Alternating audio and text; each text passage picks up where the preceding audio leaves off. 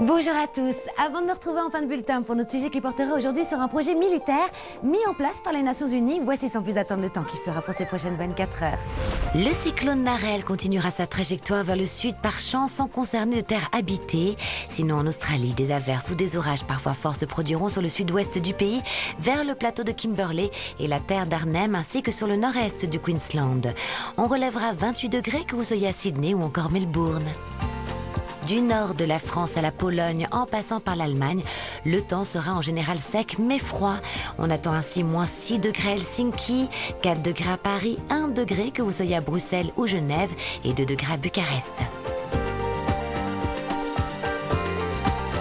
Les flocons de neige viendront blanchir les terres sur l'est de la Turquie et ce jusqu'au nord de l'Iran, des 800 mètres d'altitude.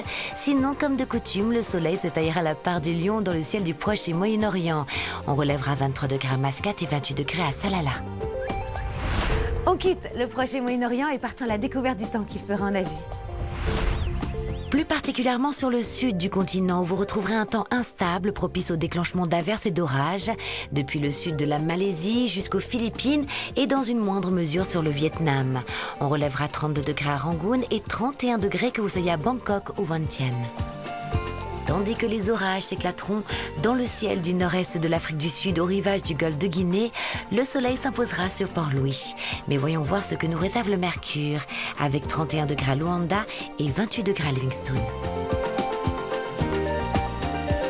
Sur le Canada, un temps pluvieux affectera le sud du Québec et de l'Ontario, alors qu'il neigera plus au nord. Les maximales afficheront 0 degré tout juste à Chicago sous le soleil, 7 degrés à New York, mais également à Washington et 26 degrés à Miami. Mais allons voir comment se porte le ciel du sud de la Colombie à la Bolivie, où les averses orageuses n'iront pas de main morte, tout comme par ailleurs sur la majeure partie du Brésil. Il fera 25 degrés à Sao Paulo et 30 degrés à Rio de Janeiro sous les orages. L'armée américaine travaille sur un projet de char hybride électrique. L'objectif, réduire la consommation de carburant et augmenter le rayon d'action des véhicules de guerre.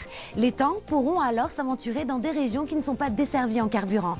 Alors même si cette idée reste astucieuse, continuons de nous souhaiter à tous un monde de paix en cette nouvelle année. À très bientôt sur TV5 Monde.